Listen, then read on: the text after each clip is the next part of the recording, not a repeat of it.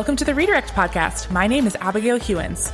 And I'm Emily Rojas. The Redirect Podcast is a show where we shift the conversation back to books. We discuss themes from some of our favorite books and how those themes show up in real, lived experiences.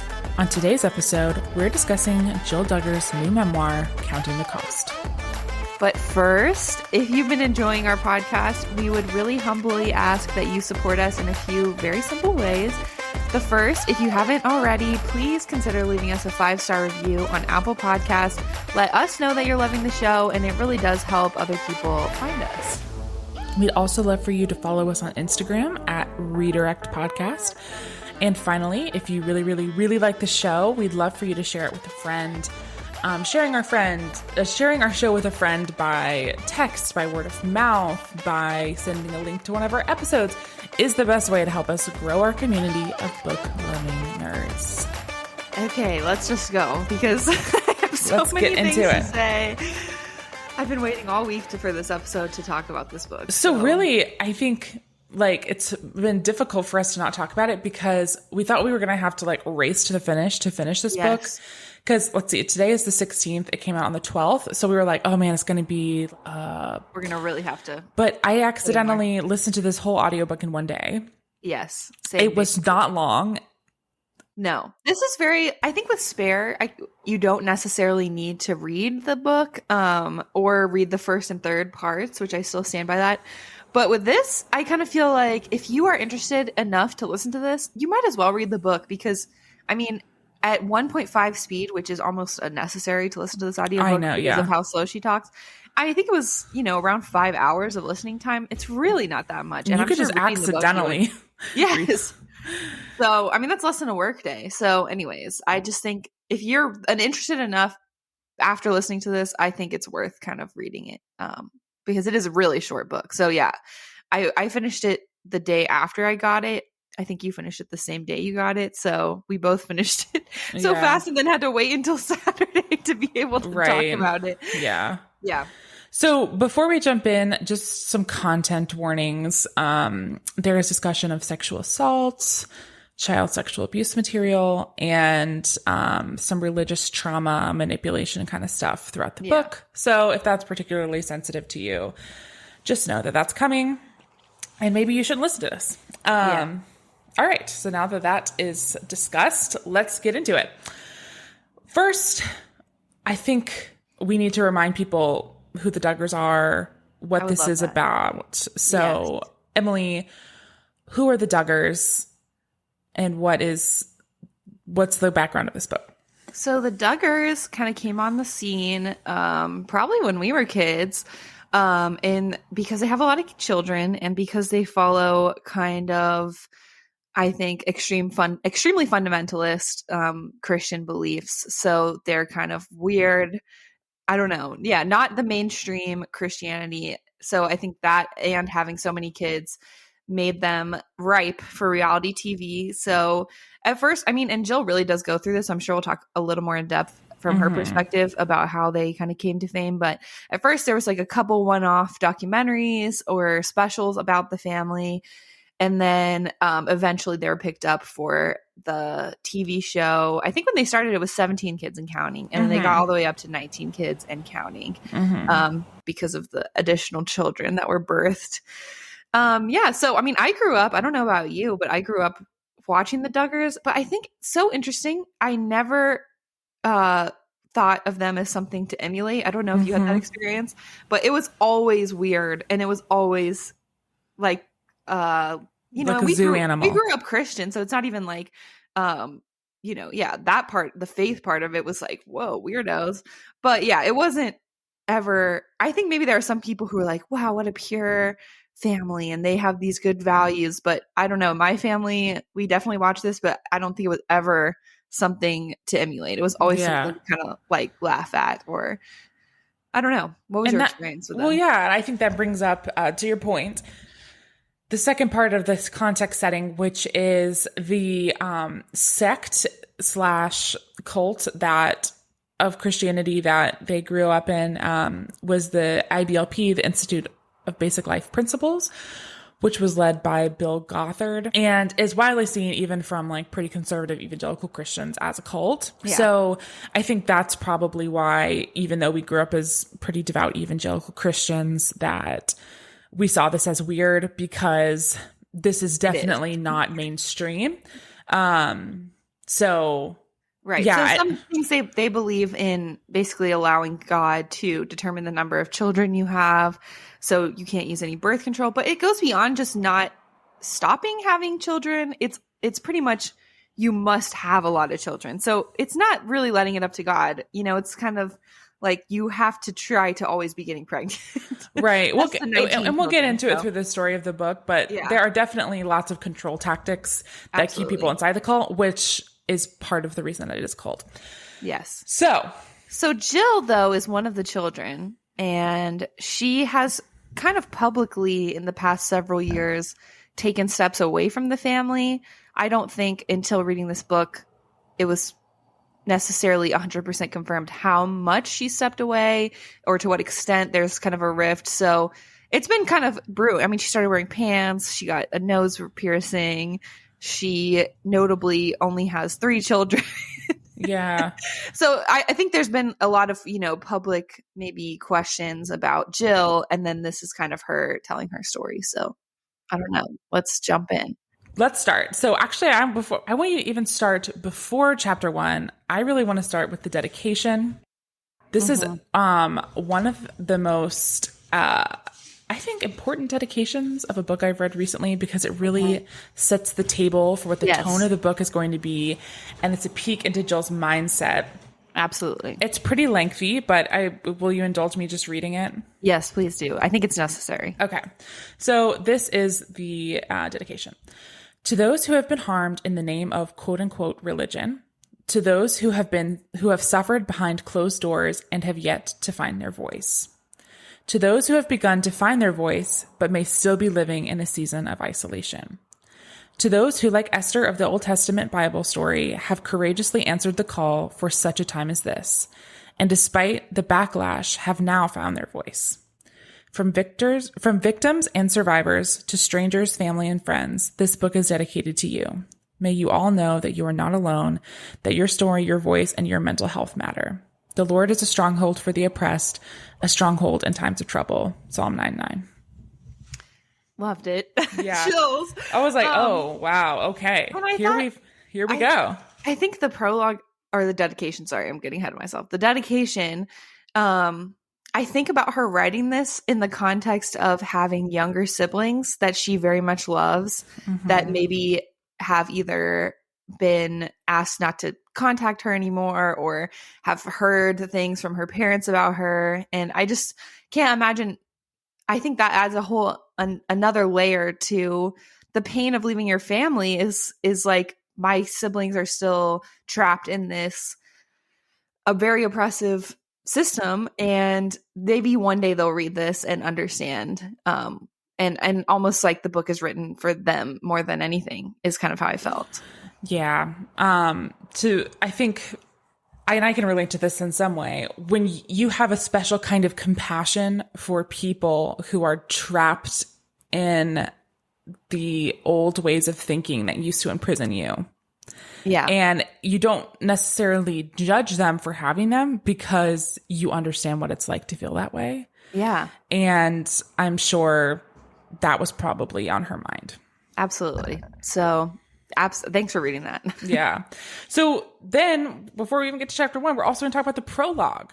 I loved the prologue. Okay. The prologue also, I think, is really important for continuing to set the table for what the book's going to be about. So the prologue is a story about a sled ride.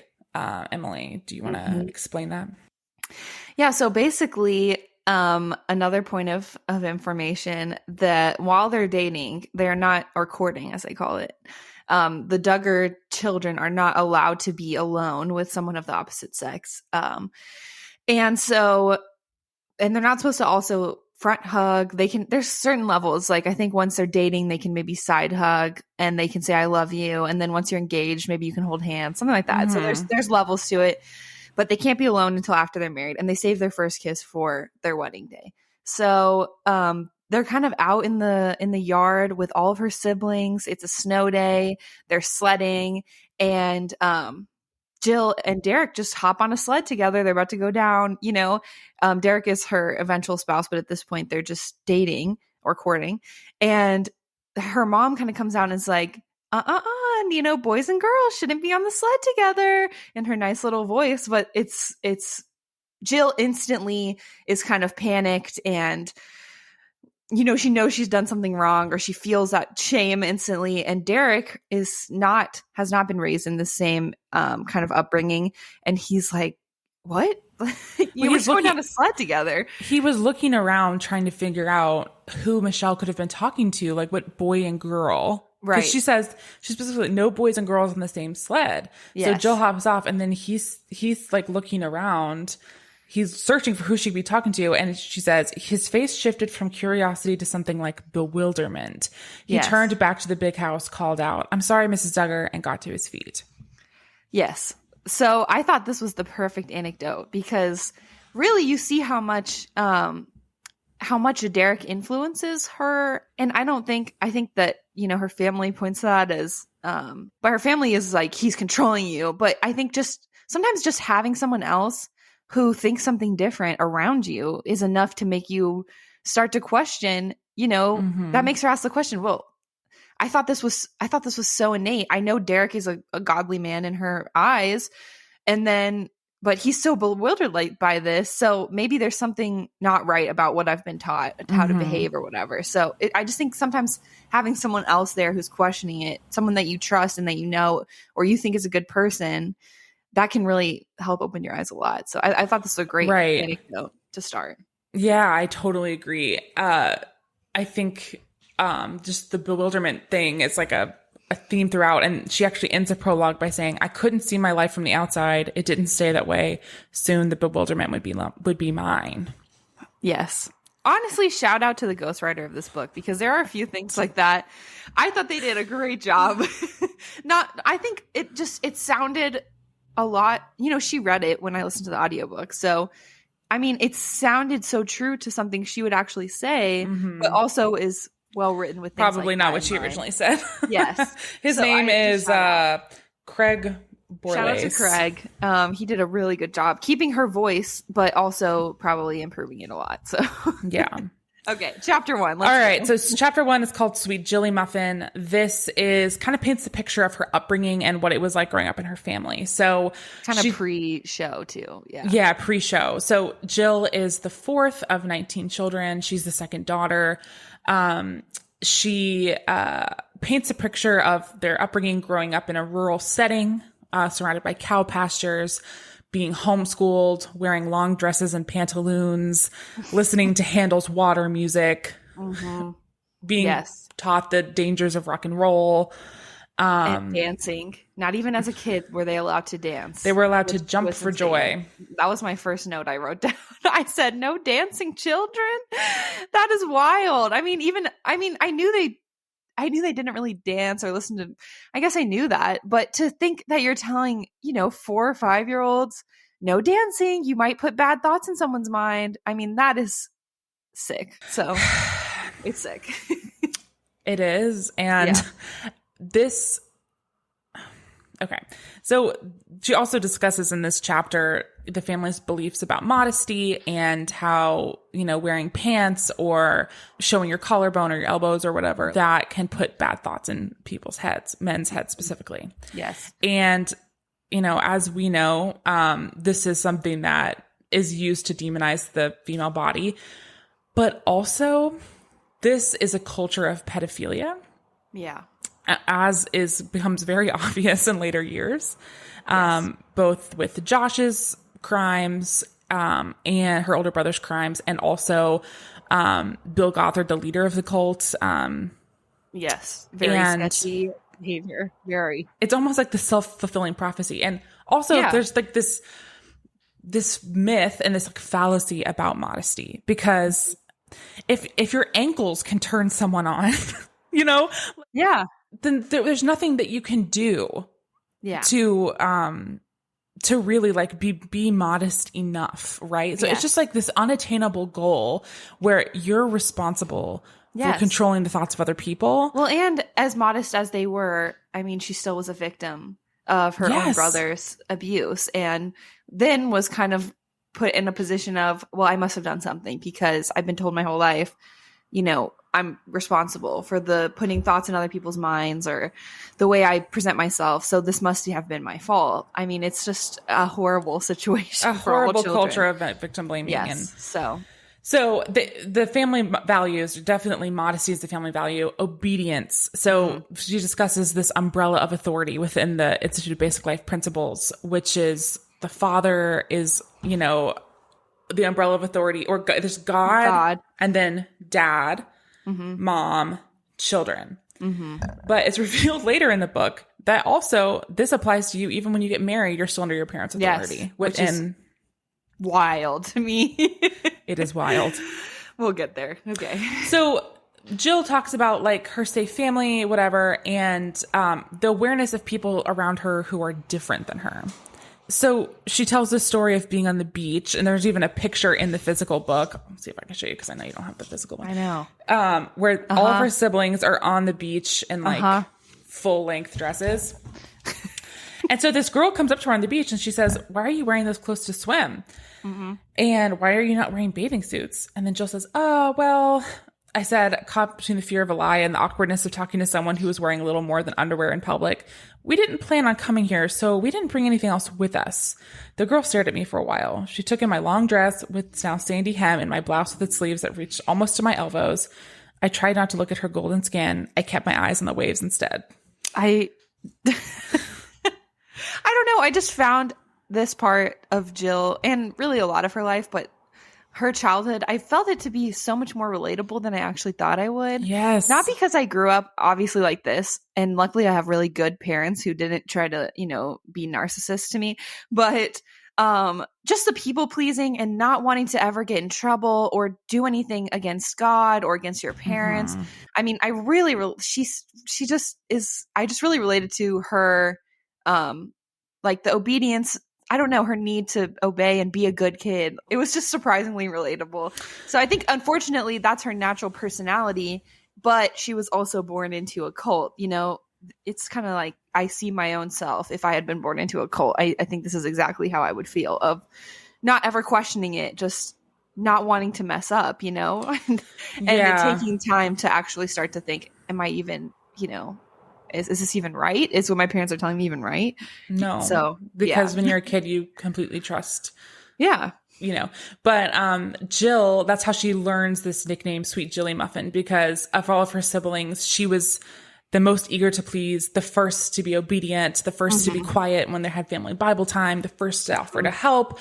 You know, she got compared to her mom a lot, just being, you know, helping to take care of the little kids. Yes. You know, she just, this is her like persona. Like this is how she values herself in life is I am obedient, I am sweet, I am modest, I am pleasing. Yes. And I'm striving to like win the approval of God and my parents. Yes. And it really struck me then reading the book and knowing how far she has had to come in order to even write a book like this. Oh my gosh. Again, like I said, I have amazing parents. Thank you for listening to this podcast.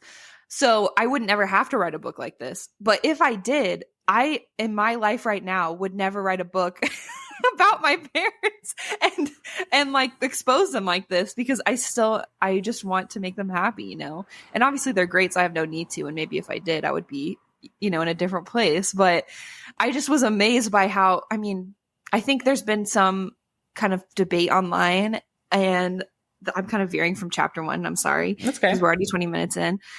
But there's been some debate online about, you know, Jill is still problematic and she still does have some problematic beliefs. And should we support this book? And I just think, you know, myself being someone, you being someone, a lot of my friends being people who have changed their beliefs in life, you know, it takes a lot to make even the smallest changes in what you have been taught to believe. And so hopefully she'll continue on that journey. But even still, I think maybe some people who haven't changed their beliefs in life, don't understand how difficult it is. And so I think there's a double sides to it. You know, Jill still believes things that I definitely don't agree with, but to see how far she's come that she could even publish a book like this, I mean, it's like you have to appreciate that, and also still you can be critical, but I don't know, it's kind of complicated. Yeah, I mean, oh gosh, this is something that I've been thinking about a lot recently, because actually I was at a work seminar a couple of days ago that talked about these like relational muscles,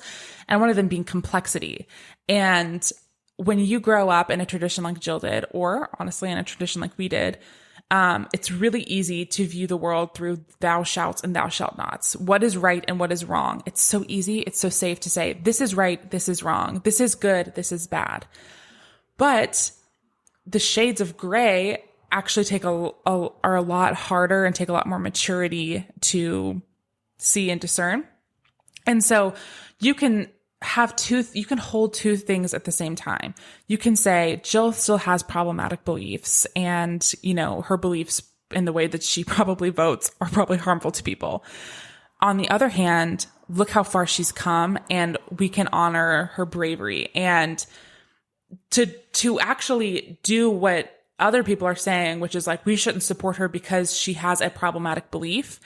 It's just doing the same thing on the other spectrum of like Bill Gothard. Sure. It's just doing the same thing and saying, okay, the world is black and white, and there are no shades of gray. Yeah, I totally agree. It's a lot harder, and it takes a lot more bravery to do that. Okay. So how does the chapter end? Yeah. So chapter 1 ends, and her parents come into the girls' room and say, hey, you know, Josh has approached us and he's confessed some things that he's done. AKA sexually abuse the girls. Yeah. So if you're not familiar, that's something that happened. And I know, I mean, she doesn't talk about it at all, really. In the course of this book, she never discusses what happened to her. And I thought she doesn't want to. She doesn't. First of all, doesn't need to. Second of all, unfortunately, as we'll get into, it's all out there. But also, I thought it was almost more powerful of just like the closing of the door of like, this is she was forced to not talk about it as well. Mm-hmm. So I thought, I mean, the choice to end the chapter on that note and not say anything else was almost way more impactful than if she had gone into details, which she definitely didn't need to. And we should not know. So unfortunately, we do, but. It is her right and other victims' rights to say if they want to discuss that, if they want to or not want to. Yeah. And I'm really honestly glad that she didn't, because obviously that it's revealed throughout the book, she doesn't want to talk about it, and she shouldn't have to. So, so the next kind of phase of her childhood is, Jim Bob, her dad is a representative in the Arkansas State Senate, and he actually decides to make a run for the U.S. Senate. It's like, it's, you know, in The Office when Angela's dating the state senator and she keeps being like, the senator and I. Like, no, he's a state senator. Let's calm down. Correct. So yes, he decides to run for actual Senate. He loses, obviously. But on the day that they go to vote, the whole family shows up in their pantaloons, and the press is like, what is this? And so weird. This is really weird. And so it's like this little, like, in public, human interest story. And then Discovery Health picks it up, and they're like, we want to do a documentary about you. And Jim, oh my God, I can't believe I skipped this. Yes. I was going to go back. Oh my God. Emily, how did Jim Bob decide that God wanted him to run for Senate? He flipped a coin 3 times. And I guess it landed on, I think it was heads all 3 times. So he's like, well, that tracks. I guess I should run for Senate. And it's not even clear if he asked God, because I think that would make a little more sense if he had been, saying, hey, God, if I flip this coin 3 times and it lands on heads 3 times, that's my sign. I'm going to run for Senate.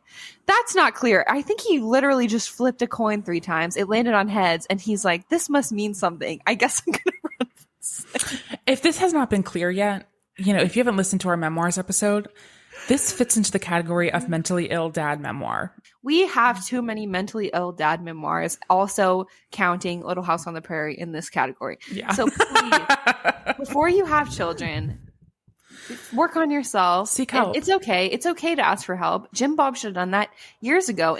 Let's work on that. Yes. Okay. So, he fails, whatever. They start making these, like one-off documentary episodes. And this is like, Jim Bob's like, this is our ministry to the world to show them our way of life. And, he very clearly values fame.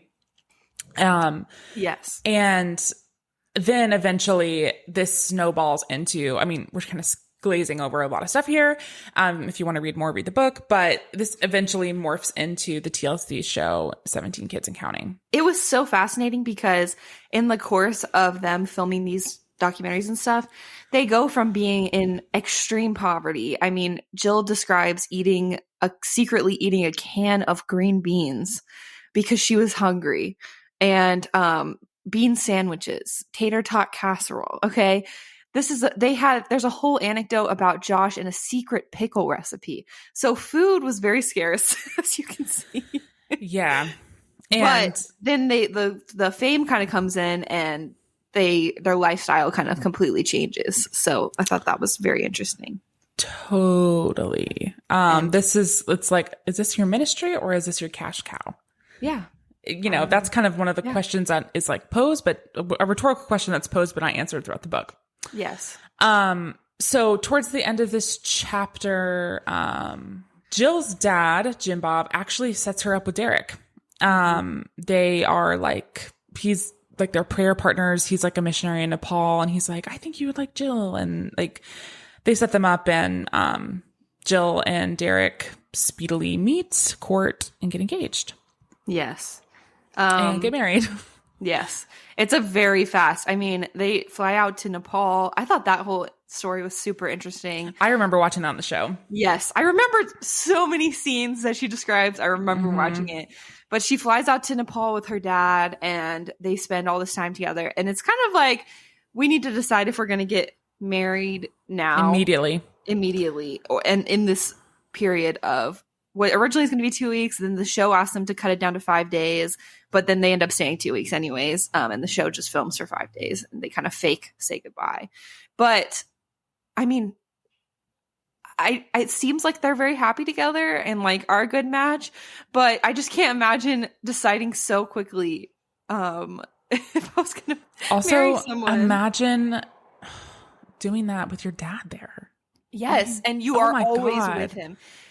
Your dad is always there the whole time. That is so embarrassing. Like, to me, I can't even. I think anyone who's in a relationship, that you're dynamic the way you are when you're just around your partner or your spouse or whoever is different than when you're around other people. Like, there's an intimacy, there's like, you're allowed to kind of completely be yourself, and to never have that until the night after you have already signed a legal document committing yourself to be with each other. I just don't know so to be clear, they describe one time where he allegedly falls asleep and they can kind of talk one-on-one, but he's still there. He's just asleep, and they're sitting in another part of the room. Mm-hmm. So that's how they come to be together. But super what happens the day before their wedding, Emily? The day before their wedding. First of all, to set the scene, they had to invite 2,000 people to their wedding. So that just... Emily, do you know how many people are invited to my wedding? How many? Like 90. Exactly. And that is too much. Yes, there were 140 at my wedding, and who actually attended, and it was still very stressful to plan. So imagine planning a wedding. She had 3, I think she talks about 2 or 3 different wedding planners working on this. Also, Derek's mom was diagnosed with stage 4 cancer, and they don't know if she's going to live at this point. She's kind of like battling for her life, has to be airlifted. But TLC wants the show to happen. Oh yeah, TLC wants the show to happen. And so all this is converging. It's the day before her wedding, and Jim Bob comes to her when she's kind of, running around trying to get everything last minute done. And he gives her this piece of paper, not a big stack of paper, a piece of paper with a signature line on it. And she says, hey, for the show, they just need all the kids to kind of sign this. And obviously she is not in a place where she can really ask, what is this? what am I signing? What is this legally binding? She's just stressed out. And her mother-in-law might be dying. Her wedding of 2,000 people attending is tomorrow. She's, doing all this stuff. And so she just signs the paper.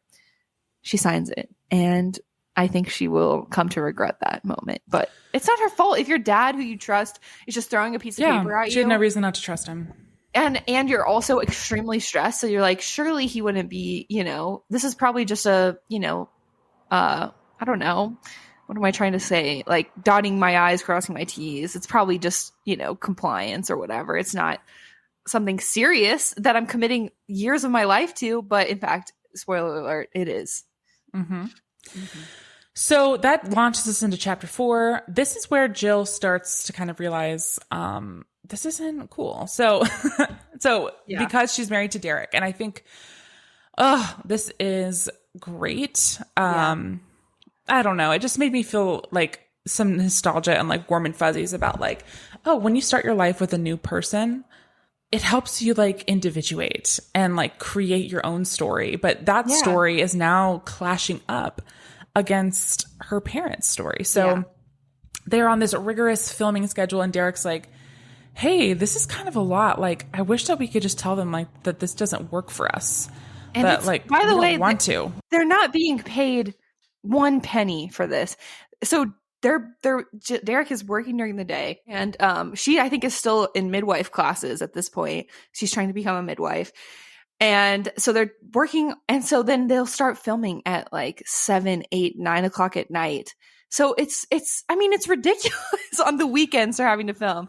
So they basically have no time to themselves as they're trying to start their life together, and they're also not being paid for it.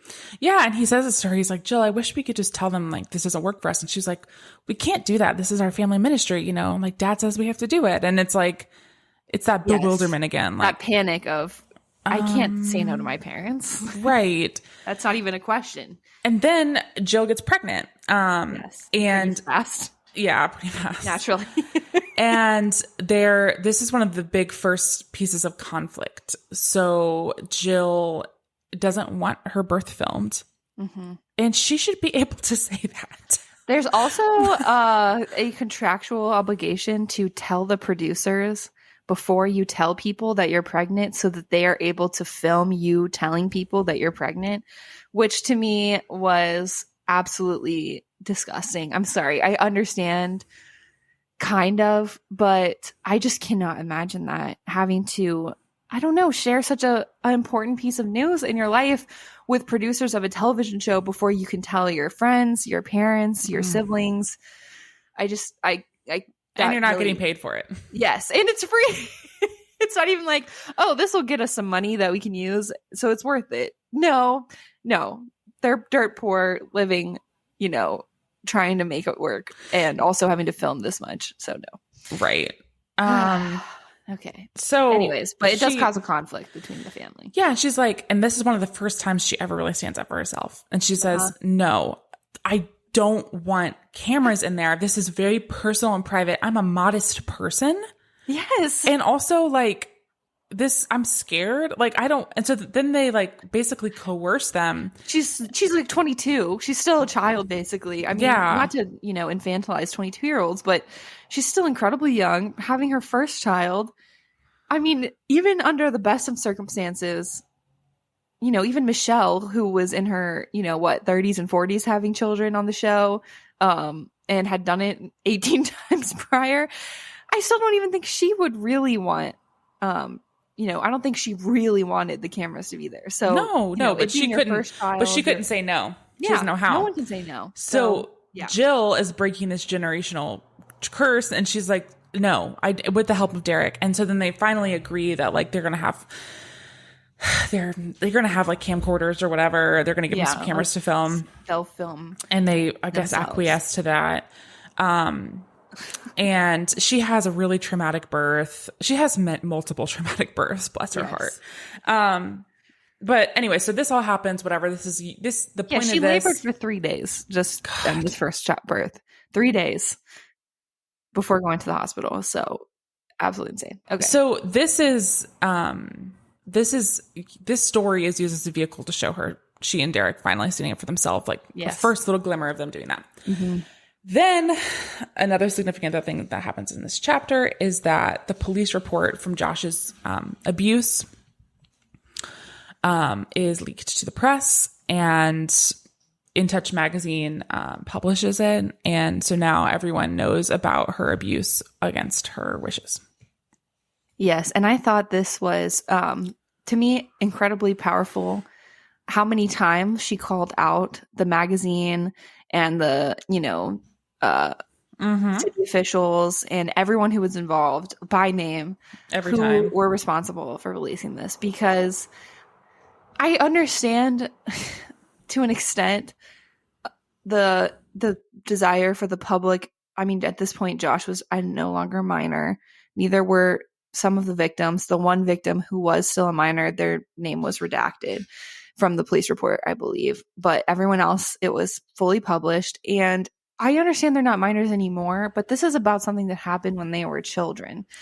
And something, I think even if they had just said, Josh did this, here's the police report fully redacted, but there's, 4 victims or whatever, don't say the genders or the ages. I think there's enough kids that I think that would have at least been better. I don't understand why they had to release the names and such details of what happened. I feel like there's a way to expose Josh as a predator, which was rightfully done, without adding more harm to people who have already been victimized. And, I just think the integrity of the journalists, of whoever released this, I think they deserve to be called out every time. It was really, to me, a horrible. I can't imagine.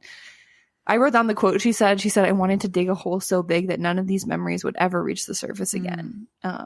Like, she doesn't even want to talk about it now at this point, after a lot a lot of distance. Yeah, and she shouldn't have to. So she definitely shouldn't have had to back then. Yeah, and she talks about this story is traumatic to her in multiple ways. One, obviously the actual abuse, but then 2, when they had to talk to CPS agents and stuff, she was so worried she was going to get taken away from her parents. Yes. And that, she was going to have to go live in foster care. I mean, this is really, and as we've discussed, we're adding in the guilt element, and that she feels partially responsible for this abuse. Yes. For whatever reason. So yes. It's really, really, really messed up. And at one point in here, I'm sorry if you can help me remember the context, because I was writing this, I think, I was trying to work as well. But at one point, Josh is kind of laughing about it, and Meech, that's what they call her on the Duggar Snark. Right? Yeah. Michelle, the mom, she kind of chastises Josh and is like, this is your fault, kind of thing. Yeah, it's not your fault it got leaked, but you did this. So you can't be laughing. But I just was so infuriated by Josh. Gosh. So to add to the Josh layer, they are all in a room discussing, okay, how are we still going to do the show? We got to figure out what to do. Make good PR for ourselves after basically, this. Jill and Jessa are voluntold that they will do an interview with Megyn Kelly on Fox News. It's a horribly hard interview to watch. And I remember watching that interview and subsequent interviews that happen as more scandals are released.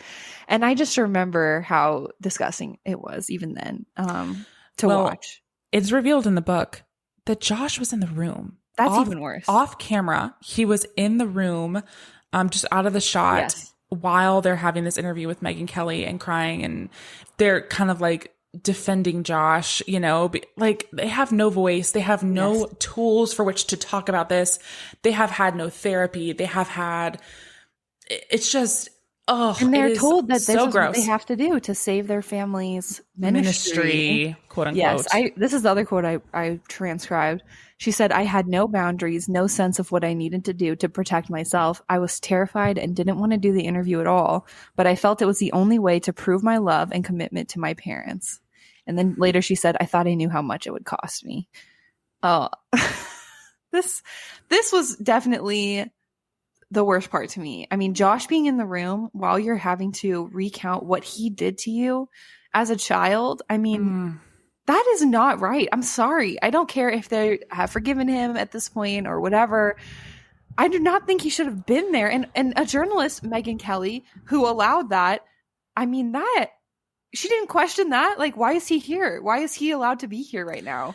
Right. I don't understand. And just like, this is starting to really underline the fact that there are lengths that Jim Bob will go to protect Josh's privacy, reputation, Yes. but that he does not afford to his daughters, Yes. and asks them to sacrifice. And that just is indicative of this broader culture of like women being in servitude to men. Yes. And it's blatantly clear that, yes, the boys in this family are given financial assistance. They're given, businesses.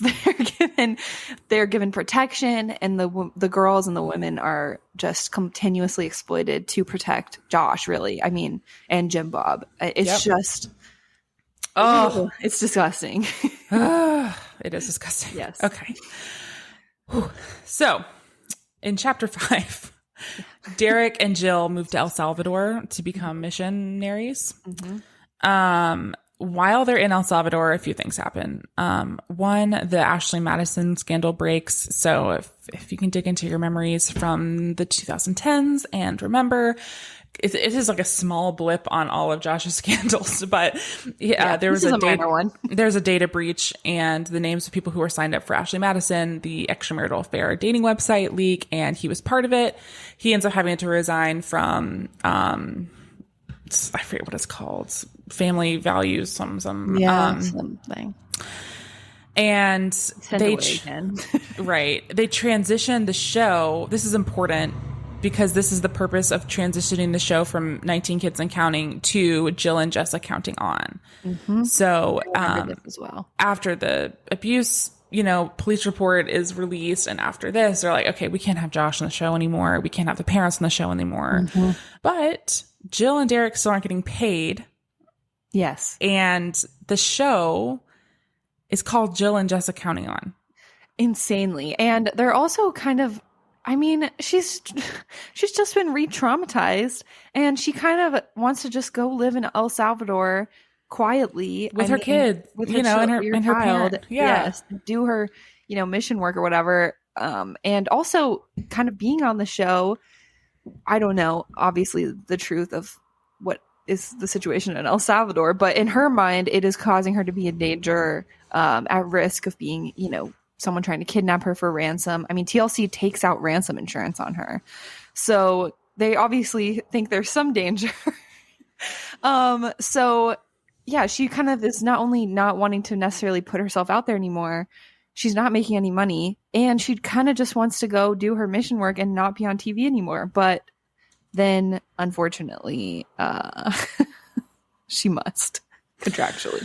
So she must contractually, and that's something that she is still actually not aware of, because she's still not aware of what was in the contract that she signed. She's still not aware that she signed a contract. Yeah. No, yeah. And even what would be in it. And so then something happens. So Jim Bob comes down to visit Jill and Derek, and they're having a conversation. And I'm going to, if you will indulge me, just read a couple paragraphs here Please do. Just highlight the manipulation. How crazy this is. So this is Derek talking. I'm just wondering, Pops, do you think that maybe we could see some kind of income from the show at some point? Pops tensed. I cringed, bracing for impact. He looked genuinely shocked. When he regained his composure, his words were carefully measured. Derek, from the beginning, our family has viewed this as a ministry, an opportunity to share with the world that children are a blessing. Back when we started the show, we didn't make anything off of it. I was the one who was able to negotiate a good deal for our family. I could retire right now. The only reason I'm still doing this is for you kids. Pop sat back. Question dodged. Conversation over. And then Derek pushes back. Well, how about us receiving a certain percentage of what comes in? Could that work? Pops paused. We used to pay Josh. No. Okay. Hello. But decided not to do that after a while because it wasn't a very good idea. Yeah. I could have told you that. Sorry. So the dialogue, it continues, and then he eventually turns to Derek after Derek continues pushing back, and he says, so what are you worth? $10 an hour? 12? That's what I pay some of the others who work for me. First of all, Jim Bob, Are you serious? You pay less than Chick-fil-A, you know what I mean? So. And then Well, Derek said, what's the show worth? You can't appraise the value of a worker to a business until you know the whole business is worth. So I guess before we can tell you what we're worth, we'll need to know what kind of deal you got with TLC. So Valid. Jill is so uncomfortable. I can imagine. I literally, like I said, I know exactly how she feels, how I would feel, pushing back against my parents if they were like this, which they're not, but you know what I mean? Right. But this was also like, I was like, yes, like she finally has someone who's concerned about her. Yes. Like chiefly, like she is the most important. And I loved it. I loved it as well. And it's not even insane at this point to be like, hey, Pops, we are literally 50% of this show that was going to be canceled because of your pedophile son and you guys covering it up. So you are not even on this freaking show anymore. Sometimes you're like in the background of a shot, but it is not the extent of what we're having to do.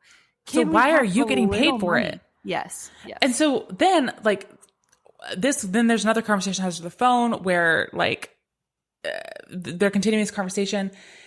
And Jim Bob says, this isn't like you, sweet Jilly Muffin. Is Derek behind this? Are you having problems financially? Are you depressed? Sicko. Oh, and then when they keep pushing back about like, hey, we need to get paid, he yells at them and says, let me tell you something now. You're going to get sued. You're going to need whatever money you have because you're going to be sued. This is after they learn about the contract and what they're kind of saying, if we're not going to make any money off of this, we can't keep doing it because, they're in a situation, unfortunately, where they are missionaries who have to raise their own salary. So they can't just keep working for free on the show and, having very little money to live off. I mean, right. And it just, to me, it's just ridiculous because it's like, they're not even asking for that much, They're just asking for maybe a small percentage of the income of the show and to support their mission work.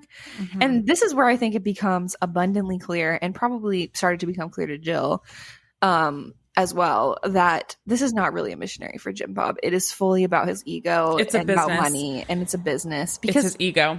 To me, if you're a Christian and you believe, I'm sure that God could use a TV show, but I don't think you would be so dismissive of people who are doing mission work, if that's if you believe that, this show doesn't air in El Salvador, so you can't reach those people. So, but he's so dismissive of them as missionaries. He's like, well, what are you guys doing? Like, you have a few people you mission to. I am on air with, he's very, very condescending. Narcissist. So it's just so clear. If it wasn't already clear, that Jim Bob sucks. This is, I think, where it just becomes his true colors start to be shown.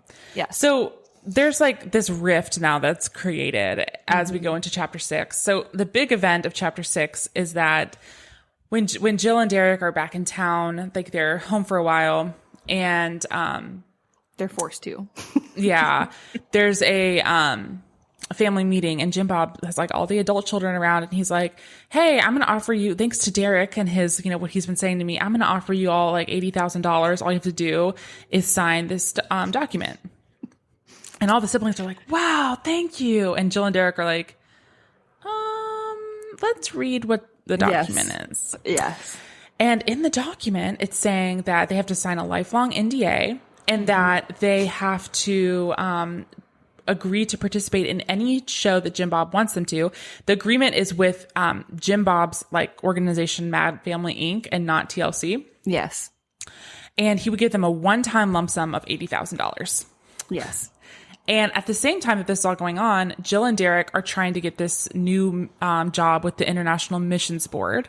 But they're like, hey, we are ready to hire you, but we need to know that you won't have to be on like the show like anymore or do anything. And they're like, okay, yeah, no worries. Like we'll get it in writing that we don't have to. And this ends up being a problem. Yes. Very problematic. Because this to me too, it's like, okay, you are trying to manipulate the situation because if you're a good father, maybe you still want to continue the show, which again, first of all, I just don't think any minor children should ever be on TV. They shouldn't be on TikTok. They should not be your content as an adult that you're making money off of them. So That's just my belief. But if whatever, you want to keep doing the show, but if you're a good dad, in my opinion, you'd be like, oh, you guys don't want to do this anymore? That's fine. You know, this is my thing. You guys are free to go. I'll happily do anything I can to help you, you know, get this new job, start your new life together. And if you ever want to come back, you're welcome to. But he knows that at this point, it's Jill and Jessa counting on. He can't let Jill go. So he just does everything in his power to stonewall their ability to move on in life. And this is something we haven't really discussed yet, but it's clear if you watch the show that like it's the girls who make money for the show that generate the weddings and the births and the big episodes, and not the sons. And so it's just like she is a moneymaker for him in her life. And she also, I don't know, raised his children, because by age 7 she was changing diapers, she was cooking dinner, she was watching 2 or 3 children who were her little buddies. So, I mean, if you were going to count the cost, Jim Bob, which we'll get into that later, I mean, the years of paying a nanny for 19 children and you just decided to use your children in that capacity, I mean, that alone without a TV show is worth at least $80,000 at least per year. You know what I mean? So anyways, it's just, this is when I honestly stopped taking notes because I started to get so mad. Yeah. So needless to say, Jill and Derek decide not to take the $80,000, and they are, you know, they say, all right, we're ready to take this job with International Missions Board. Like, let's resign from Jill and Jess counting on. And so they try and do that. But that doesn't work. They won't, nobody, not Jim Bob, not TLC, nobody will give them a contract or anything that says that they are released from the show. Yes. So they have to pass up on this job with International Mission Board. Yes. Which really sucks. Yeah. And this continues to breed contention between Jim Bob, Michelle, and Derek and Jill. Yes. They also notably, and I think I was not really watching the show anymore by this point because it just became like too, after everything came out about Josh, it was kind of like, okay, I'm not watching this anymore. But, so I don't really remember them leaving the show, but they film multiple explanations for TLC to air about why they left the show, why they're choosing to step away, and TLC does not air any of them. So it's kind of like, oh, Jill just, you know, pieced out, left the show, with no clear explanation. And it's kind of like, that's not fair either. You know, you're putting, you know, she could have had a chance to share her side of the story or just say, I want to be a mom to my children and my family and I don't want to film anymore. But no, that she's not even given that, you know, autonomy or opportunity to just share it for herself. So they kind of just suddenly are no longer on the show with no explanation. And they don't have a job. Yes.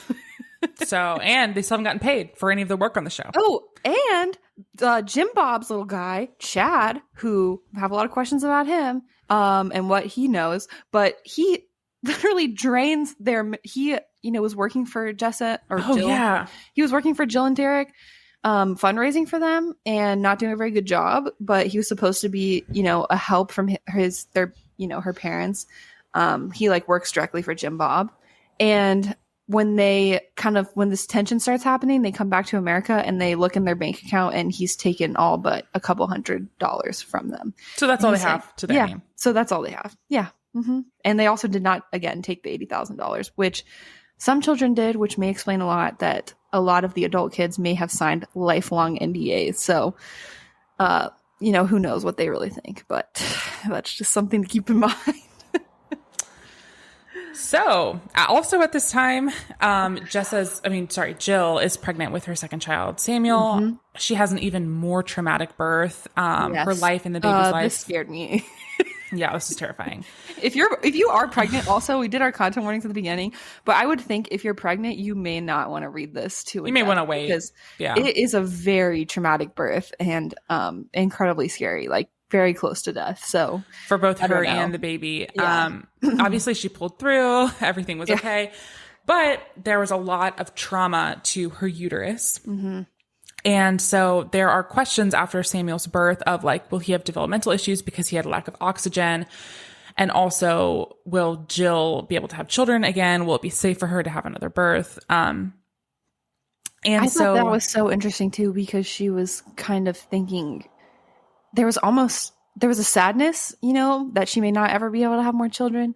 But then there was also a relief of I may not have to have 19 children like I thought I was going to have to. Mm-hmm. And just that has to be so complicated. Like you never in IBLP, you never get you never get to even think how many kids would I want, or do I even want children?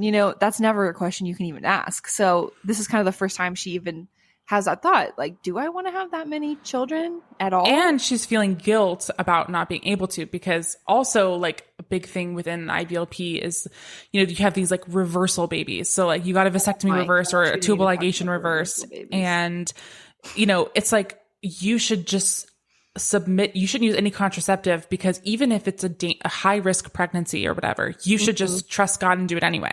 Yes. So, yes. Or even if you don't have the money for more children, or if you correct the Jim Bob and Michelle before the show. Well, that's one of the things too that we didn't even talk about, the reversal babies. But the whole way that Jim Bob and Michelle kind of got sucked into this was, I believe it was after Josh or before Josh, somewhere right up in the early children. Michelle was using birth control, and then they had a miscarriage. Yeah, that's right. She was kind of convinced by Jim Bob that their use of birth control caused her to have a miscarriage later on. She wasn't even using it at the same time. It was just that she had previously used birth control and then later had a miscarriage. So they believe that it's basically their fault if you have a miscarriage, or, if you're not able to have children, and you need to fully submit to God and he'll give you a lot of kids. So it's very complicated with the children thing. Yes. And, Jim Bob, so she's starting to feel really like guilty kind of that she might not be able to have more children, because she, was raised that this is like a tenet of her faith. And, at one point she goes to like the hospital for like a checkup on Samuel. And for some reason, Jim Bob's there, and she's talking privately to a friend, and she says something about like, we still don't know if I'll be able to have more children. And then Jim Bob like kind of pipes up and interjects himself in the conversation and is like, well, we don't know that yet, do we? Yeah. Like, excuse me? Like, she almost died. You're not part of this, bro. Yeah, bro. Yeah, exactly. So another really important thing that happens in chapter 7 before we move on is that Jill starts questioning, like around the same time. She's like, they start going to like a church, her and Derek do, and like a normal church, people are wearing pants and nose rings and stuff like that, tattoos, and whatever. She is like, talks to Derek, and she's like, can I wear pants? And he's like, I don't think that. Yeah, I don't care. Like, this isn't a sin. It's just your conviction, I guess. But so she decides to start wearing pants. And she even asks him, when you see a girl in pants, doesn't it give you bad thoughts? And Derek's like, no. And I thought that, they're taught, they talk very early on about you can't ask questions because you stir up contention among the brethren. And I just thought that was so interesting. Like, she couldn't even ask one of her brothers, hey, I don't know. Not that you would really want to ask your brother that question, but you can't even ask that question of, does this make you feel anything or have any thoughts? It's just, you have to accept that that's true, and you can't talk to anyone about anything. Like, I don't even think Jill to this day knows which of her siblings signed the NDA, or if they changed any of their, if any of them negotiated not signing certain parts of it, because they can't even talk about anything, because that would be stirring up contention. So you can't even have these, there's almost no one, and she talks about this in the next chapter, but you can't trust anyone outside your family, because you're on this reality TV show and you never know who's going to be leaking stuff or whatever. But you also can't talk to anyone inside your family, because your parents have trained you from birth that you don't want to cause any kind of problems or make anyone upset. So it's like there's no one you can actually talk to about this, because at least normally if you grow up in a weird family or whatever, or, even a normal family, at least you can talk to your siblings and be like, hey, that was weird, But in this situation, they can't even talk to each other. They're just, so then finally she does have Derek to talk to, and that is what kind of makes her realize, maybe none of this is real. Right. So exactly. Like, so she starts wearing pants. Yes. She gets a nose ring, and all of this just makes her dad incensed. And, Yes. there's a quote at the end. So he starts really like digging in and getting upset. And she said, he hated the hunk of metal in my nose. He despised how I was dressing in ways that put sexual thoughts in guys' minds. Instead of his sweet Jilly Muffin, I was now a threat to the rest of his children and a threat to his authority. Exactly. So that's what it is. It's a threat to his ultimate, right? Because it's not really about pants or nose rings. It's about his control. And he's realizing she's asking for money. She's not signing this NDA. She isn't dressing the way I taught her to. She's acting differently than what I raised her to. I am no longer in control. And that's what it really is about. So things are really starting to escalate here. Extreme. In chapter, we're getting close to the end of the book. At chapter 8, Jill and Derek ultimately miss out on the Panama job. And then Derek decides he's going to go to law school, but around that time they get a letter from the IRS. No. All right.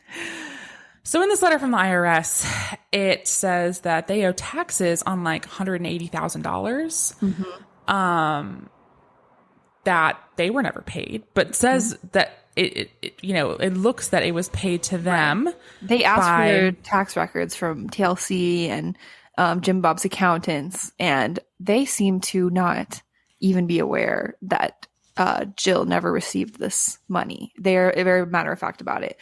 But there is, yes, like she said, hundreds of thousands of dollars of income that they were supposedly paid, but they never obviously received any of it. So tough. So Jill and Derek are like, hey, like, we didn't get this money, and now this is causing us a lot of problems because A, we owe money on the money that we didn't make. Yeah. And B, like, Derek is trying to get grants to go to law school and he can't because it looks like we're rich. Yes. And also, like, can we have a mediation? So they try and do this mediation. It goes super badly. Oh, it was horrible.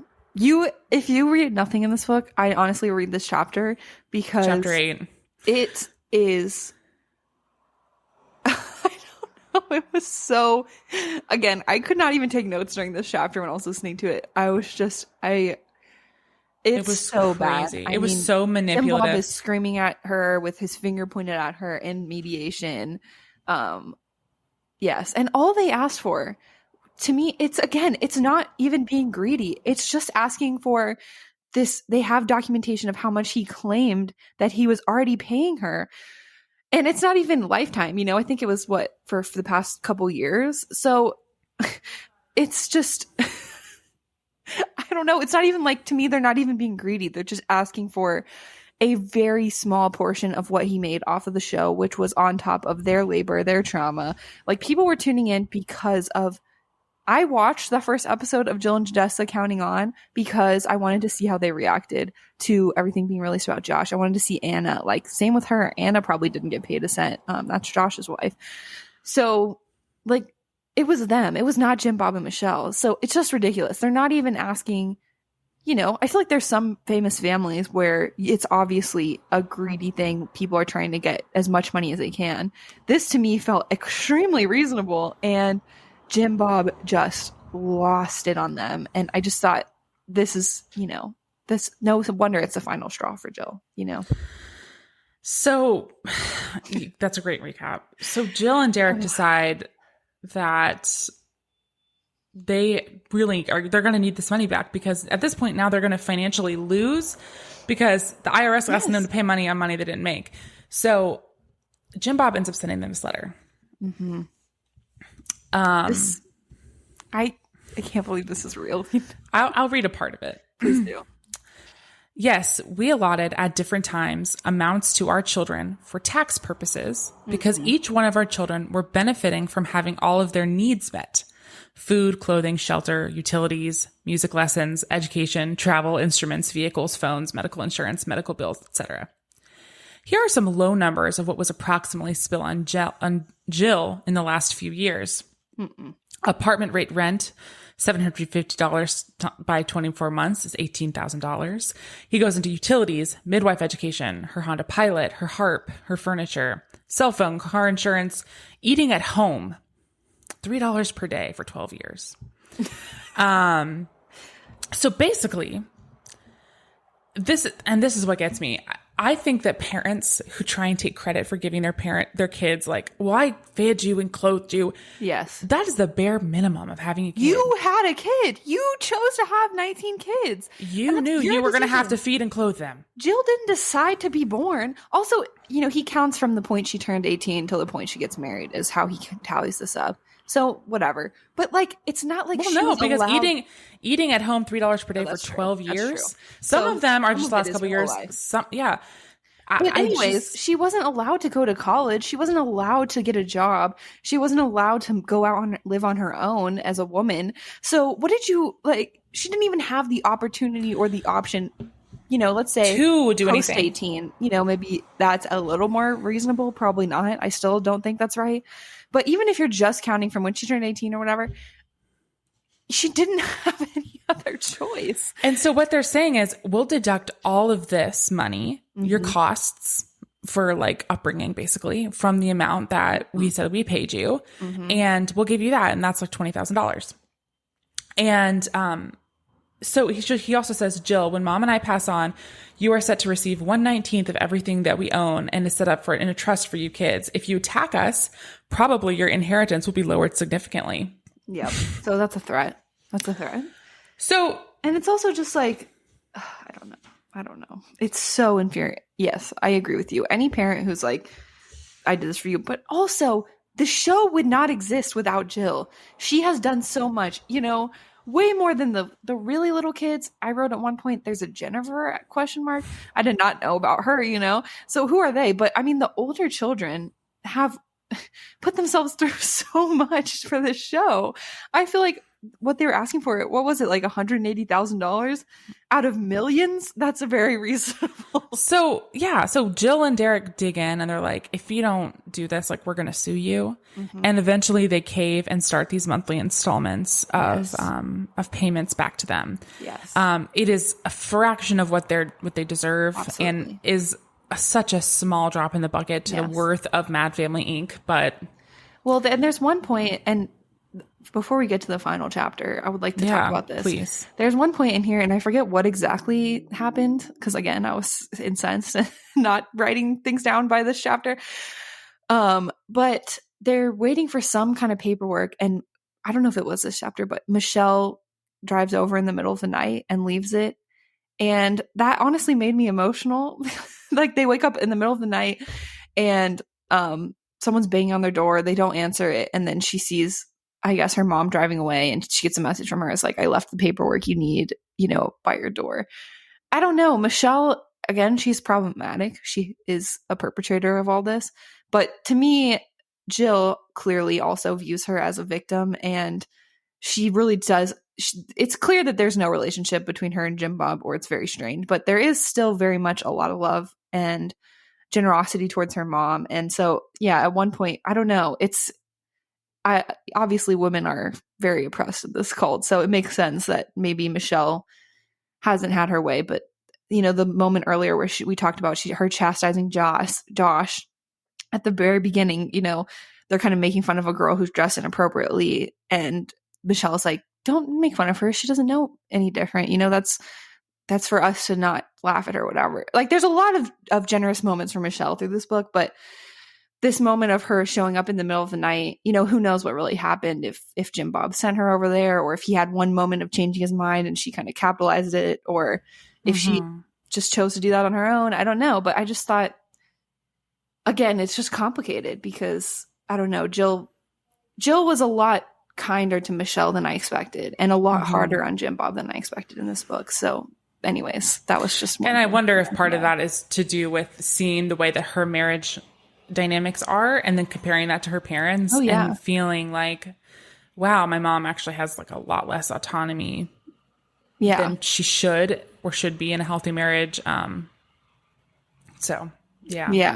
anyways, that I don't know, that just made me emotional thinking of her driving over in the middle of the night. I don't know.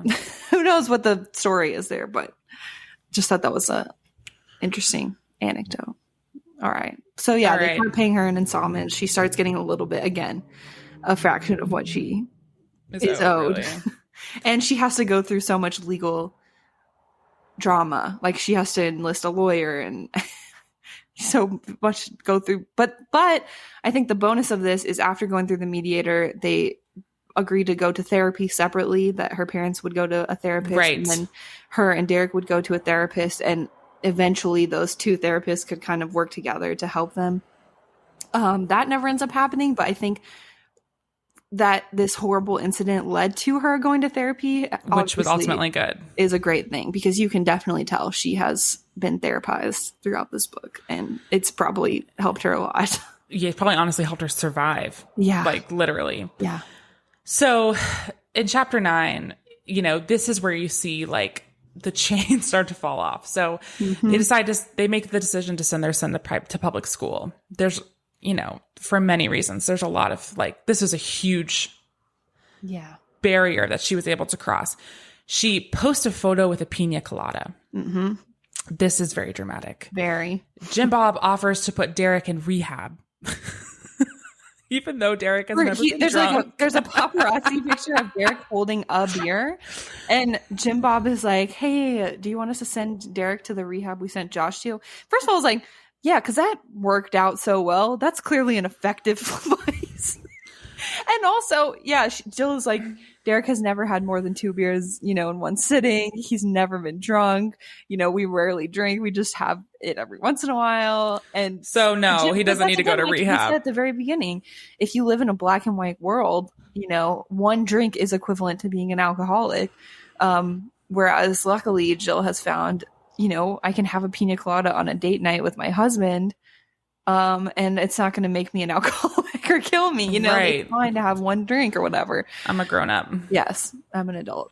But I thought that was just almost sad. Like a last ditch effort of, yeah, we'll send. Right. But again, Josh is not in any sense rehabilitated, and he's been sent away so many times. So maybe it's time to find a new rehab to send people to. Right. It's just like, all of this is just continuing. Like the more free that Jill gets, the more it drives a wedge between her and Jim Bob. And there's just an extreme lack of understanding. And then she kind of chronicles their experience in therapy with their therapist, Ray, and like some of the things that she's learning through therapy. Yeah. And then, Josh is arrested for, having child sexual abuse material. Yes. So this obviously is like another huge. This is the bombshell thing. For sure. Not that we didn't know about it, but this is the moment of, there's no going back from this. Like, they've survived so many scandals with Josh, and the show's been able to come back, but there is absolutely this is breaking that tie forever, for sure. Yeah, she's interviewed by Homeland Security. Yes. You know, really terrible. She talks about the trial a little bit. She finally calls IBLP a cult in this chapter, which was great. And after Josh is convicted and sent to prison, you know, that she's like, they were able to put out a public statement, she and Derek, saying like, we think this is the right choice. And like, maybe he's finally where he belongs. Yeah. Where he should have been all along. Yeah. And she talks about also, you know, she potentially could have been called as a witness in this case. And so she wasn't allowed to attend the trial. She wasn't really supposed to consume any information about it. And then she attends one day, and I mean, we don't need to talk about what Josh did, but it is genuinely horrifying if you do look into it. I mean, it's obviously all child abuse materials, whatever, is bad. But anyways, I wouldn't recommend looking into it. But I'm saying I really wouldn't. She hears about it, and I just can't imagine. She's like, I've heard enough. You know, he is a monster, and he has been abusive his whole life. And I mean, you know, there is no like Josh is a monster. But and also her dad gets on the stand and defends him. Oh, yes. And that's like another thing where she's just like, you have gone and bent over backwards and contorted yourself in a pretzel so many times to protect Josh. And like, look at me. What am I? Chopped liver. Like, this sucks. I'm one of his victims. Me. Yes. Like, we all have small children. He has, like, this is just. Well, and it's, you know, there's one scene, I think it's after the Ashley Madison. So it was earlier in the book, after that scandal leaks, where Jim Bob is, you know, again, just bending over backwards to make sure the paparazzi don't figure out where Josh is and what rehab he's gone to. And, you know, they're like sneaking him in the dead of night and hiding him away. And it's like, then when she's being harassed by paparazzi about abuse she suffered when she was a child, there's absolutely zero protection of her. And it's just, it's obviously there's a double standard, but it just becomes more and more clear to Jill, and it's devastating. I mean, I can't imagine what that would feel like of, you know, you're literally, you know, taking private planes and leaving at 2 a.m. so that Josh can have privacy, even though he's the one who's done everything wrong. But you want me to go on TV and, you know, re-traumatize myself for him. So, but he's facing consequences that he should have started facing when he was a minor, you know, but he never faced any consequences for anything. Right. He was enabled. Yeah. Jill says, before this latest scandal, there was a part of me that hoped Josh would change, or that at least he might want to change. But as the truth about his actions had emerged, I had become concerned for who else might become a casualty if he was allowed to continue on as he was in the world. It was becoming increasingly clear that the safest place for Josh and those around him was prison. Amen. So, she kind of wraps up the book with the epilogue, and she discusses kind of the consequences of this journey she's been on, some of the positive consequences. So one being that some of her younger siblings have started coming to her and ask, I mean, she doesn't reveal their identities, but to ask questions and advice, to kind of hear her side of the story, and that she has pioneered this path forward so that other people can break out of cycles of abuse, which I think is lovely.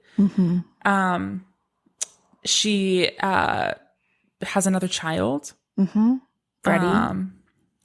and when she has her other child, she kind of ends the story, her book, with the story of her parents coming over, including her father, to meet the baby, and kind of these small steps forward to creating a healthy, boundary-filled relationship with her dad. I would imagine that this book has set that back significantly, but yeah, I think it's for the best. I don't think she doesn't, I think she's come to a place of, I don't owe Jim Bob anything. He was abusive to me. At one point, she calls him abusive and he completely freaks out. But, you know, she doesn't owe him privacy. She doesn't owe him discretion. She doesn't owe him, you know, sacrificing her own story over, like, keeping him in a good light. So I think that's fine. You know, if he doesn't want to have a relationship with her, then that's his own choice. Yeah, and she's starting to learn how to hold two things at once, and that people are complex and relationships are complex, and that, you know, if she wants to hang out with her family or if she wants to see her dad, she can, but it's not an obligation. Yeah. And it doesn't mean that she has to follow all of his rules. And, you know, if he doesn't, you know, apply that condition, then she doesn't have to follow it. And so, you know, she's still working through a lot, but she's learning how to build her own life on her own terms. And it means that, unfortunately, her relationship with her family will pretty much forever not be the same. But yeah,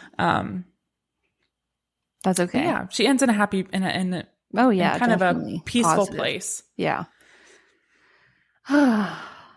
Any last thoughts?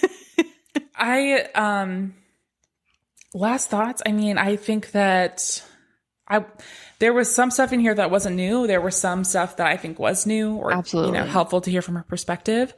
And that I commend her bravery.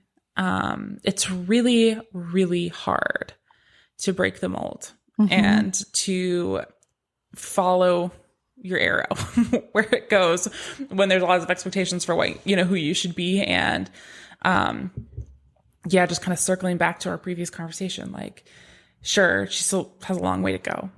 And there are some things that she believes and upholds that I think I don't agree with, but it's cool that she's on that journey. So yeah, and I think, I've seen this with friends. I'm sure friends have seen this with me. Of you sometimes see people along the journey and you're like, well, I don't know. I don't know how to say what I'm thinking, but like maybe I'm ahead of you on this path and I am already thinking something completely different and you're somewhere, along that road. But it's cool to watch people get to the next place. And I hope that Jill continues so she can get to that next place. But I mean, I think even with friends, sometimes I think, things are really polarized in our society. That's such a cliche thing to say. But if you stick with people, obviously not if they're actually harming you or, doing something that is directly harming you. So don't stick with the Jim Bobs of the world. But if you stick with people, you get to also watch them grow. And that's a cool thing to do in relationship with people. And I've done that with friends. I'm sure friends have done that with me because I've changed and I've grown. And so I don't know. That's what I'm saying. If you have a Jill in your life, you don't have to agree with everything, but you can try to help them along their path. And that's cool to be able to watch people grow and change. So yeah, that's it. That's lovely. Thank you. Thank you, Jill. Thank you, Jill Duggar Dillard. And I would say, again, I really recommend reading this book. It's very short. And there's probably a lot we didn't even get to talk about. So, but yeah, there's a lot we glazed over. So, yeah, if you were interested by this podcast, obviously we revealed a lot of the stuff you talked about, but I think it's definitely worth it if you can get it on Libby or something. Just eventually give it a read. Emily, we are at an hour and 23 minutes. Do you want to talk about a book we read recently, or let's save it? Honestly, okay. The book I most recently read, I didn't really even like that much. So okay, great, cool. Catch us in the next episode. We're doing our much anticipated spooky season 2024 episode. Yeah. So we will be talking about that. So stay spooky. We'll see you then. All right. Bye. Bye.